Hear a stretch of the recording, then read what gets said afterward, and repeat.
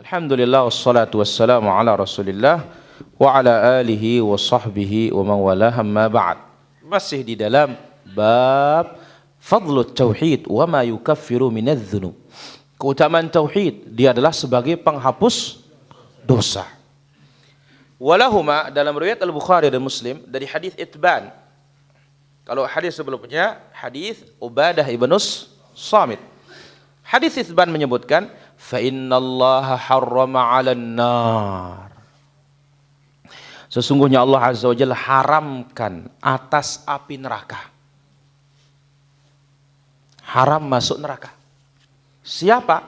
Man qala la ilaha illallah. Siapapun yang mengucapkan kalimat tauhid. Tetapi apa? Yabtaghi bidzalika wajha Allah. Kalimat itu diucapkan dengan ikhlas. Mencari hanya wajah Allah. Nah, di sini ada syarat dari syarat kalimat tauhid. Jazuli, apa syarat kalimat tauhid di sini? Apa? Al-ikhlas. Barakallahu fikum. Syarat dari syarat kalimat tauhid apa? Ikhlas. Jangan diucapkan riya. Jangan diucapkan karena manusia. Jangan diucapkan karena makanan. Jangan. Arak dulang, beli balung ta. Impres jana. Urung. Ya. Mangker. Lalu narak ke balung ta. Ini tidak ikhlas ini para jamaah. Ya. Syarat dari kalimat tauhid di sini ikhlas. Al-Musannif Al-Syarih mengatakan ini hadis yang panjang yang diringkas oleh Al-Musannif dan disebutkan mana yang cocok dengan tema saja. Yaitu apa? Nabi mengatakan man qala la ilaha illallah yabtaghi bidzalika wajh Allah. Siapa yang mengucapkan la ilaha illallah dia ikhlas. Hanya mencari wajah Allah subhanahu wa ta'ala. Nah, inilah dia hakikat dari makna la ilaha illallah. Apa ya hakikatnya? Al-ikhlas wa nafyus syirik. Ikhlas, murni. Peribadatan itu hanya untuk Allah. Kalimat ini diucapkan hanya untuk Allah dan tidak ada syiriknya. Tidak ada riyaknya, tidak ada tujuan dunianya, tidak ada tujuan selain Allah mengucapkan kalimat itu. Was-sidqu wal ikhlasu mutalaziman. Kejujuran dan keikhlasan itu saling keterkaitan.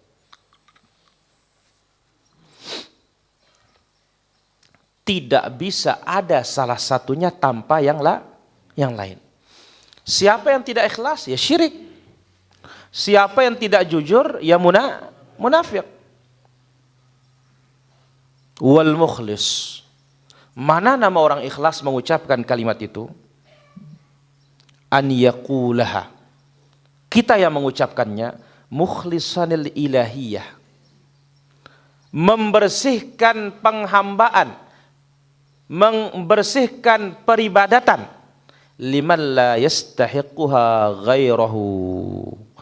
Kepada yang tidak berhak. Bersihkan, jangan diberikan. Bagi yang tidak berhak, jangan dikasih ibadah itu. Yang berhak saja yang dikasih ibadah tersebut. Inilah namanya orang ikhlas. Jadi siapa yang punya hak, itu saja diberikan. Yang tidak punya hak, jangan diberikan. Barulah namanya ikhlas. Ini aran ikhlas para jamaah. Jadi si berhak ia tersade. Si ndekne berhak ndak sade ia. Itu namanya ikhlas. Sekarang ibadah siapa yang berhak? Allah saja ke tempat kita beribadah. Jangan yang lain dikasih. Inilah nama orang ikhlas. Jadi bukan kalimatnya ikhlas saya. Baik. Wa hadzat Tauhid. Tauhid inilah dia pokok dari Islam. Dan itu adalah keyakinan seluruh para nabi dan para rasul. Itu adalah dakwah para nabi dan para rasul. Itu ikrar para nabi dan rasul. Contoh Nabi Ibrahim Al-Khalil, kekasih Allah, yang diberi julukan. Ada julukannya Habib. Apa julukannya Habib?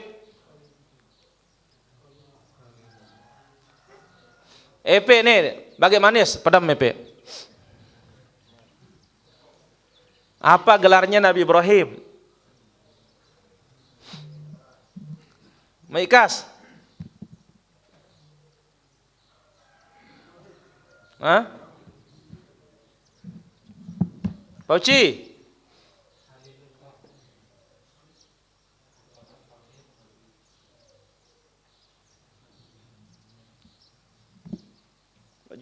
Buat. Yo, Jarib. Kakek. Medan. Apa guru? Imamul Hunafa, imamnya orang-orang bertauhid. Imamnya orang-orang bertauhid. Apa kata beliau? Rabbana, ya Rabb kami, waj'alna muslimaini laka. Jadilah kami berserah kepadamu. Wa min dzurriyyatina, demikian juga keturunan-keturunan kami. Ummatan muslimatan lak, umat yang berserah hanya kepadamu. Demikian ucapan Bilqis. Siapa Bilqis ini? Ya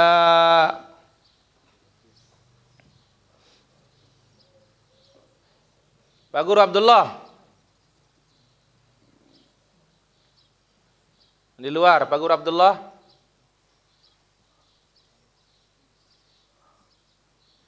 Haji Badrun. Fadlullah Lepak.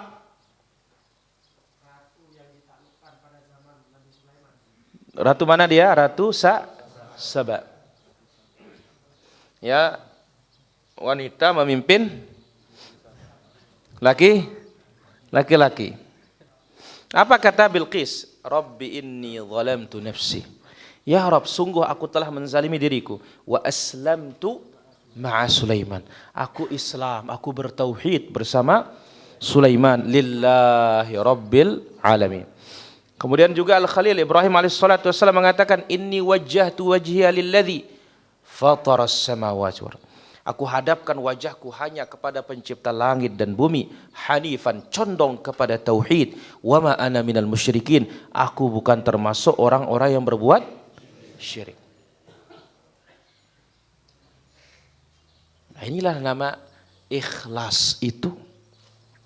Ya, ibadah itu diperuntukkan hanya untuk Dia.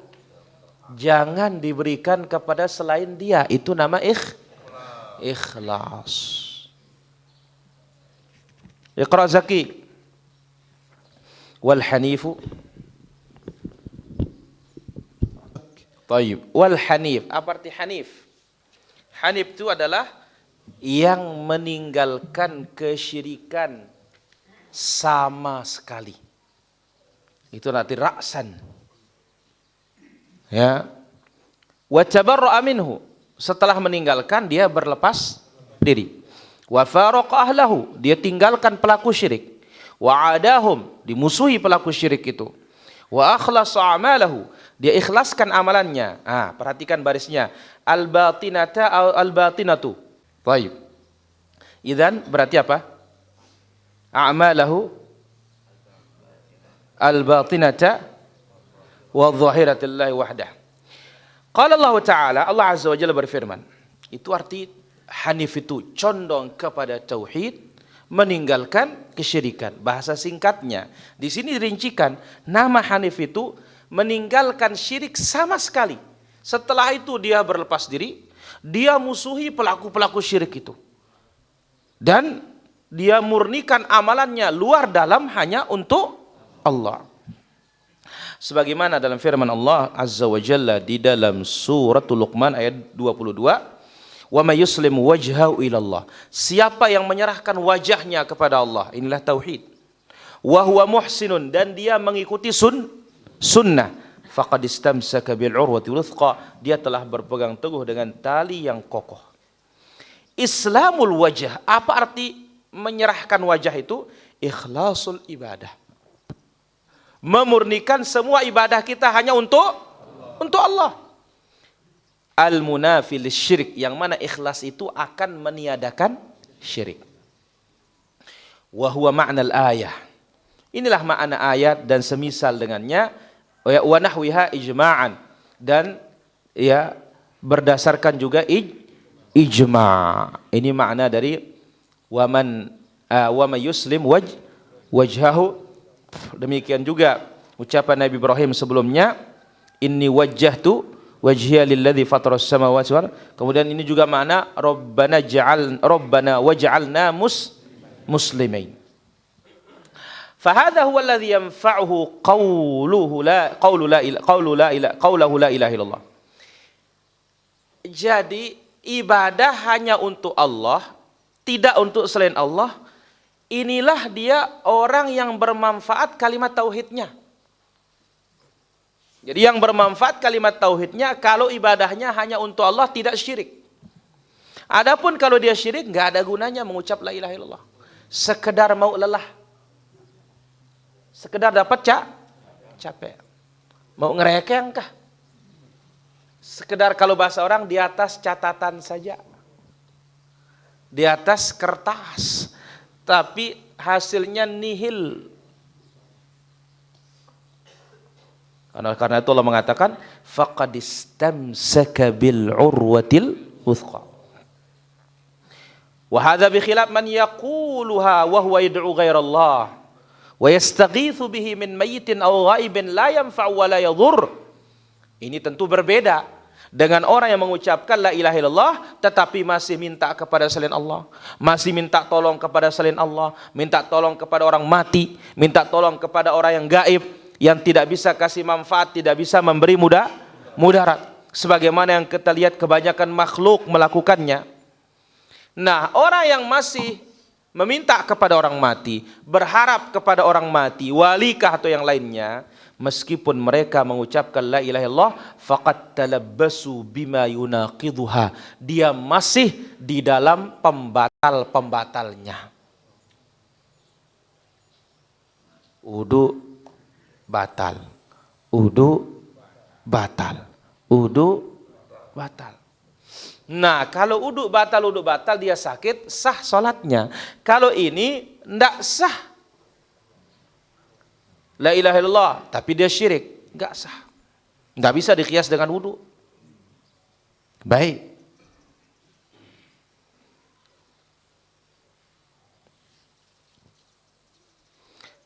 Fala tanfa'u qailaha illa bil ilmi bimadluliha nafyan wa itsbatan.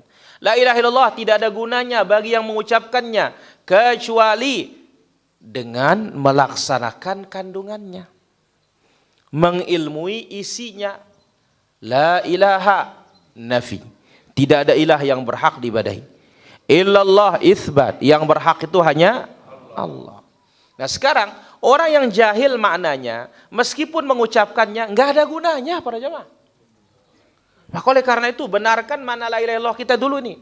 Masih banyak la ilaha illallah kita yang belum benar artinya. Li jahlihi bima wudi'at lahul wada' al-arabi. Karena dia tidak tahu apa maksud kalimat ini diletakkan berdasarkan tatanan aturan bahasa Arabnya yang dimaksud dengan kalimat itu. Apa maksudnya diletakkan kalimat itu? Min nafyis syirik. Kalimat itu maksudnya tiadakan kesyirikan. Wa kadzalika idza arafa ma'naha bighairi tayaqqunin lahu. Demikian juga tahu la ilaha illallah benar, la ilaha illallah, la ma'budu bihaqqin, tapi dia enggak yakin. Enggak sampai ke dalam dadanya. Fa idzan tafal yaqin waqa'a syak. Kalau yakin tidak ada, muncullah keraguan. Maka mesti syarat la ilaha illallah yang jumlahnya berapa? 7 atau 8 harus terlaksana para jamaah. Ilmun yaqinun wa ikhlasun wa sidduqa ma' mahabbatin. Ya, wal inqiyadu. Ya. Wazid thamithu hal kufranu bima yu'badu min dunillah, tambah yang ke-8-nya kafir kepada selain Allah Subhanahu wa taala. Ilmu, yakin, ikhlas, cinta, menerima, patuh. Kemudian tinggal satu, jujur. Ditambah yang ke-8, kafir kepada sesembahan selain Allah. Sekarang diucapkan la ilaha illallah tapi nggak tahu maknanya yang benar, nggak ada gunanya. Sekarang dia tahu makna yang benar tapi dia ragu, tidak yakin, tidak ada gunanya juga. Saya kira demikian. Wallahu taala ala wa alam. Walhamdulillahi rabbil alamin. Baik, silakan ada pertanyaan. Itulah nama tidak ikhlas. Kenapa? Kalau nggak ada itu, nggak dia ikhlas katanya. Makanya itulah namanya tidak ikhlas. Karena dia ada itu.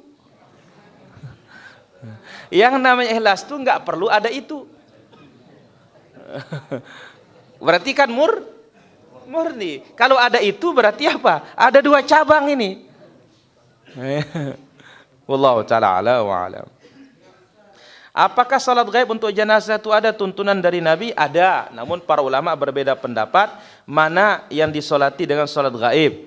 Satu, kalau melihat kasusnya yaitu An-Najasyi, di sana dia tidak bisa menampakkan keislamannya, tidak ada yang mengurus dia secara islami. Barulah dia disolati salat gaib. Ya, Allah taala ala wa alam. Bolehkah mengkonsumsi makanan roti semisalnya tidak ada label halalnya sedangkan toko-toko besar punya beberapa toko? Ya kalau tidak jelas muslim yang memiliki ya jangan. Allah taala ala wa alam.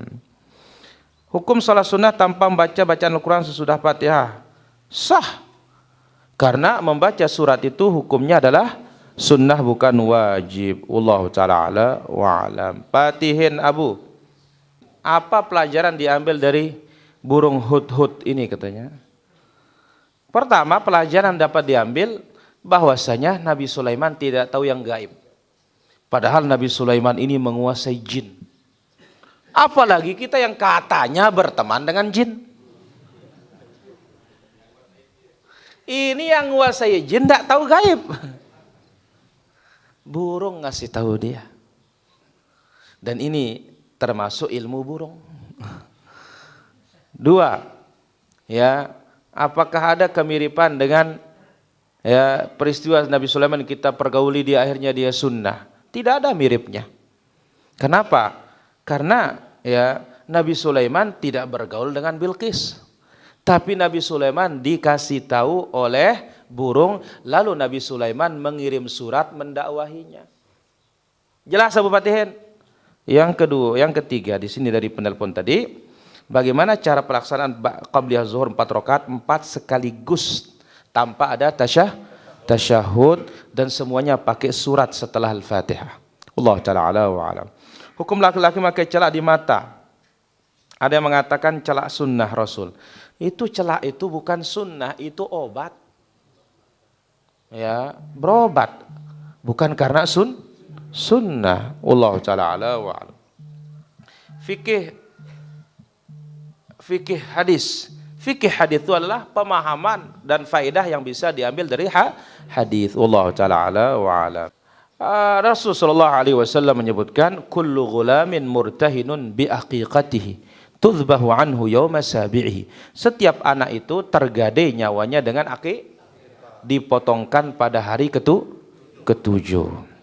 Maka dipotong kambing laki, anak laki 2 kambing yang semisal, bukan hitam sama hitam, artinya tak bertanduk, besarnya mirip. Kalau warna tidak ada masalah. Kemudian dikasih nama hari itu kalau belum punya nama. Ya, di khitan hari itu lebih baik. Ya. Kemudian bulunya dicukur habis, lalu ditimbang dan dihargakan dengan harga perak dan disedekahkan. Ya. Adapun ada orang mengkias, kenapa dahulu dia pakai beras kuning, kemudian ditaruhkan uang logam dan dilempar katanya. Ini adalah dikias dengan emas. La qiyasa fi mu'aradatin nusus atau fi muqabalatin nusus. Tidak ada kias kalau bertentangan dengan dalil suruh perak bukan emas. Kemudian ya harganya bukan disuruh beras. Siapa mau beli siapa yang bisa beli apa dengan beras kuning? Dimakan juga tidak bisa karena apa? Dia masih mentah. Kemudian dilempar, dibuang ke tanah. Siapa mau ngambil dia duluan? Ayam yang punya rezeki. Ini sekedar mautang. Ilmu cocoklogi namanya itu. Ya, dicocok-cocokin. Ya, jadi yang seperti ini ilmu cocoklogi. Ya, dicocok-cocokin dia. La ilaha illallah, ini musibah nih para jamaah. Ya, wallahu ta'ala a'la wa a'lam. Baik. Mandi jenazah di mana dihadapkan? Kemana saja. Yang penting waktu dalam kuburnya. Wallahu ta'ala a'la wa a'lam. Dihapusnya semua pahala seorang melakukan maksiat dikala sendiri. Apakah jika kita taubat dari maksiat dikala sendiri tetap dihapus ketika di akhirat? Iya. Intinya man taba taballahu alaihi, siapa yang bertaubat Allah azza wa jalla akan menerima apa? Taubatnya. Wallahu taala ala wa ala. Bagaimana menyebarkan kitab yang berbayar dibuat jadi digital PDF di internet secara gratis? Ya enggak boleh kalau itu hak ciptanya orang. Ya, wallahu taala ala wa alam. Lanjut Abu. Ya, halo. Waalaikumsalam warahmatullahi. Silakan pertanyaannya. Pertama ada pertanyaan berkaitan dengan 7 bulanan katanya. Enggak ada dalam Islam. Besuk tian. Ya, perutnya dicuci, bacakan itu, bacakan ini. Ini enggak tahu dari mana dasarnya ini. Man 'amila 'amalan laisa 'alaihi amruna fahuwa raddud. Yang kedua, bolehkah kakek mengakekkan cucunya karena orang tua tidak mampu? Boleh. Meskipun itu kewajiban orang, tapi kakek juga kan hukumnya orang tua. Ya. Kemudian punya satu saja, belum mampu 2, ya enggak apa-apa, 1 dulu, nanti tambah lagi 1. Wallahu taala ala wa, tapi cukurnya hanya sekali. Itu pun kalau dia kecil. Nah, kalau kita yang tua-tua ini sekarang baru akikah, enggak perlu cukur rambut, enggak perlu ganti nama. Abu Sayyaf, lawan berubah biar Abu keletek lawan kan. Abu Sayyaf. Jadi kalau susah ya baca sudah doa itu. Jelas? Jadi kalau susah-susah baca doanya Abu Sayyaf. Supaya bisa cukup. La ilaha illa anta subhanaka inni kuntu minadh dhalimin. Bagaimana hukum potong janggut seluruhnya, sebagian atau merapikan sedikit? Kita katakan tidak ada potong jenggot ini kecuali waktu orang tahallul, itu pun selebih genggaman. Wallahu ta'ala ala wa alam. Boleh mencabut bulu ketiak dengan alat pencabut bulu elektrik. Intinya dicabut, jangan dicukur. Wallahu ta'ala ala wa alam. Ada lagi pertanyaan? Yang ada itu di dunia. Maksudnya apa? Siapa mengambil harta orang, dia ada niat untuk membalikan, Allah bantu. Bukan Allah nyawa orang jeluk kiamat. Nyaur ngadu pahala atau dosa jeluk kiamat. Allah bantu dia di dunia. Nah, tapi sekarang masalah hutang itu apa kata Nabi? Saya yang akan menjadi wali. Siapa yang tidak punya wali? Siapa yang punya utang? Aku yang menanggung kata Nabi. Berarti apa? Tugas pemerintah. Kalau ada rakyatnya berhutang lantas belum lunas, pemerintah itu yang punya tanggung jawab melunasi utang rakyatnya. Ya. Maka Nabi SAW mengatakan, man taraka malan. Ya, siapa meninggalkan harta, ya, dia punya ahli waris, fali warathatihi, kembali kepada ahli waris. Tapi siapa meninggalkan hutang, tidak ada yang menanggung, aku yang menanggung kata Nabi. Maka ini tugas penguasa. Ya, tugas apa? Penguasa ini para hadirin. Jadi ini penting ini ya, bagian sosial ya harus diprogram kalau pemerintah, rakyatnya yang meninggal punya utang, pemerintah yang harus siap bayarkan dia.